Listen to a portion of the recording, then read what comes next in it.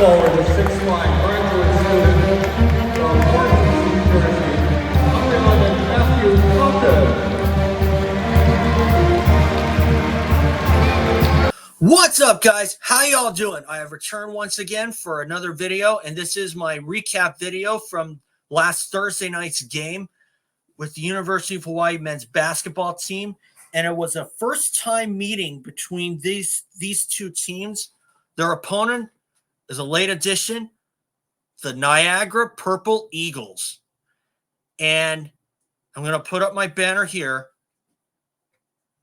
I'll tell you, this game took me by surprise pleasantly. Put up my banner here. That's right. They defeated Niagara by 19 points. 92-73, as you're seeing right here. 92-73. And I've already given you the outcome, so let's get started.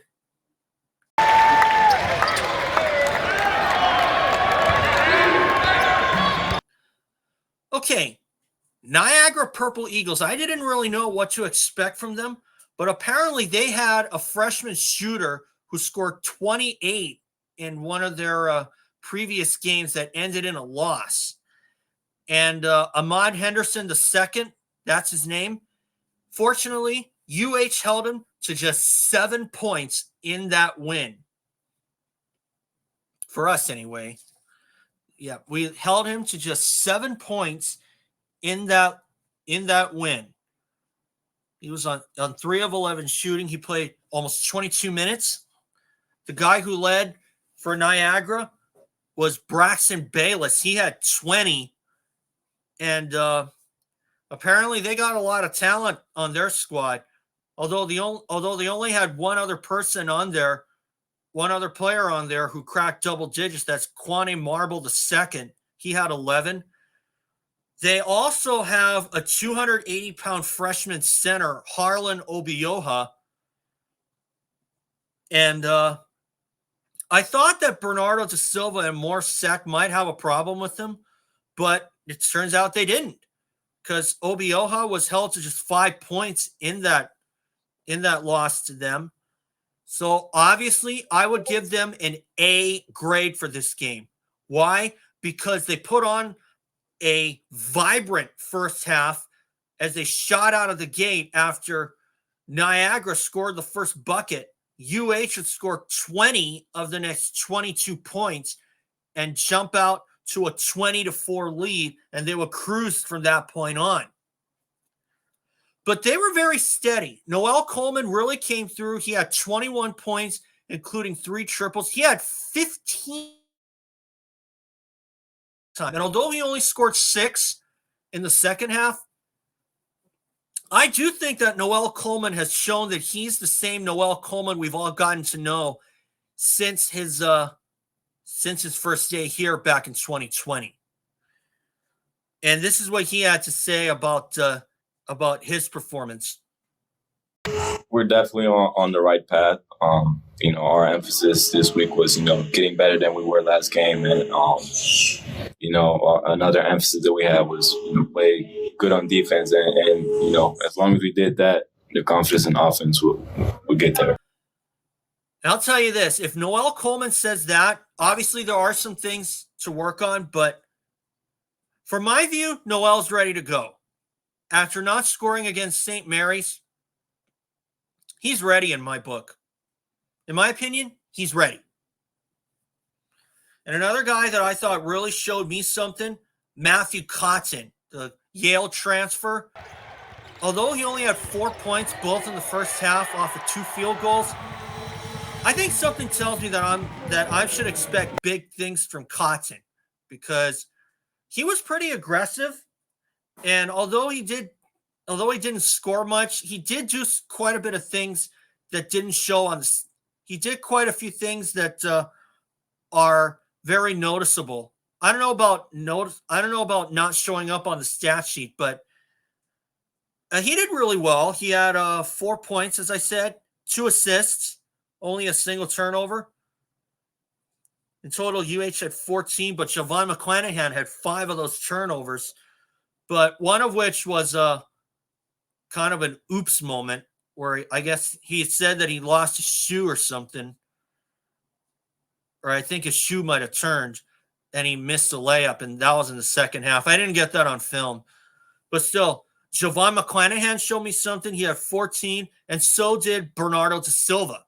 He had 14 also. And Justin McKoy has been proving that he's been a great addition to the University of Hawaii roster as well, because he had a double-double. He had 12 points and 11 boards, 10 of those defensive rebounds. That was really good. McKoy was also perfect from the three-point area. He had 2 times. He made them both. So did JoVon McClanahan.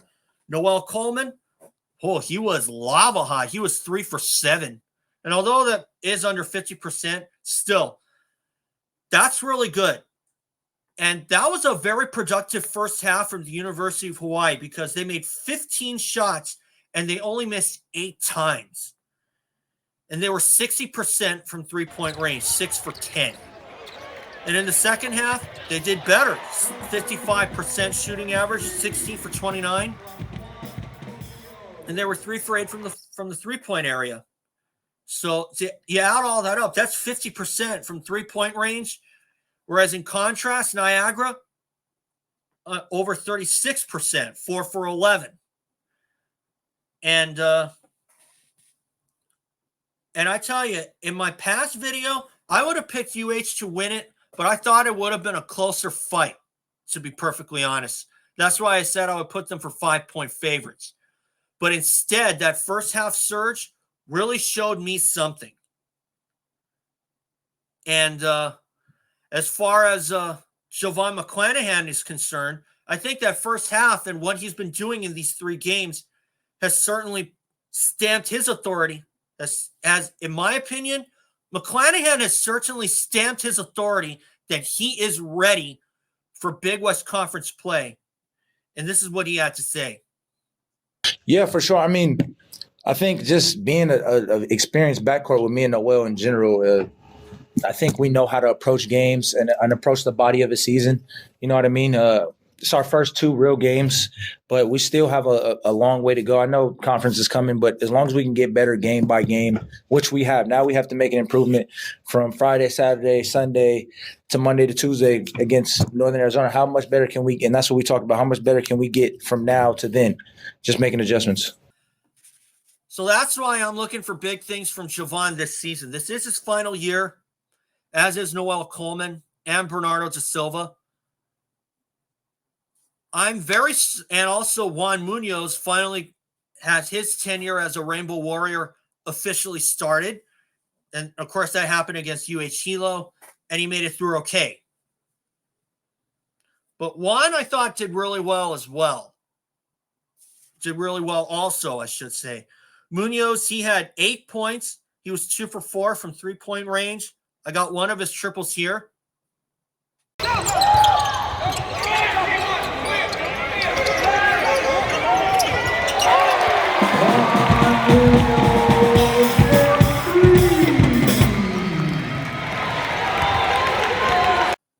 And Munoz was 3 for 5 from the field. I'm looking at the final stats. Noel Coleman, on the other hand, he led everybody. He was 7 for 12. Same amount of field goals that Braxton Bayless made for Niagara. But like I said, I just thought that this game would have been a little bit closer. But instead, it turned into a pleasant blowout for the University of Hawaii.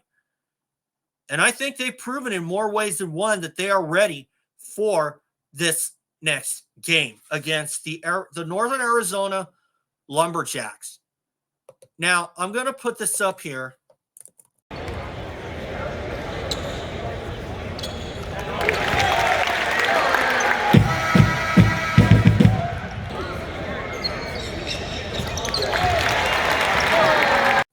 This is it. Northern Arizona prediction. I think that will be a win. We're going to have to do what we did in the first half against Niagara and come out to a big lead and hopefully cruise from there. We were efficient on defense. We were efficient on offense. And frankly, I think that complete 40-minute game that Coach Aran Ganat was looking for, Niagara was that team.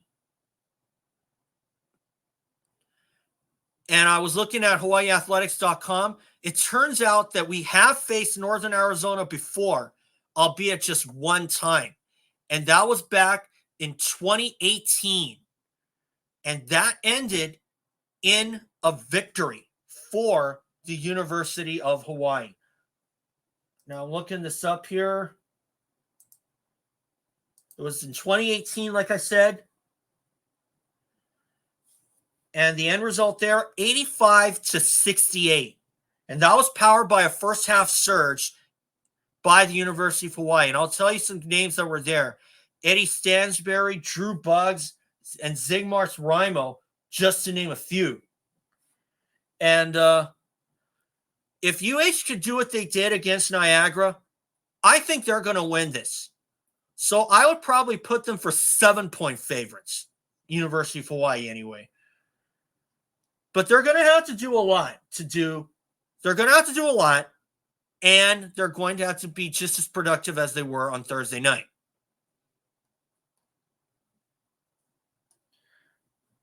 And I'm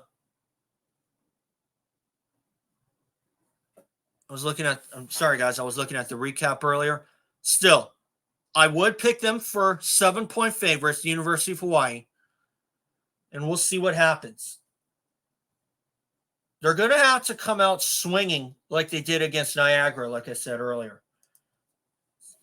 And if they can put in another first half surge, we should be good to go. So anyway, guys, that's all for today. You will see some more of my B-roll that I took with my phone on this video to end it. And I will see you guys for that next recap video. Now, that tip-off is set for 8:30 Hawaii time. And why is it so late?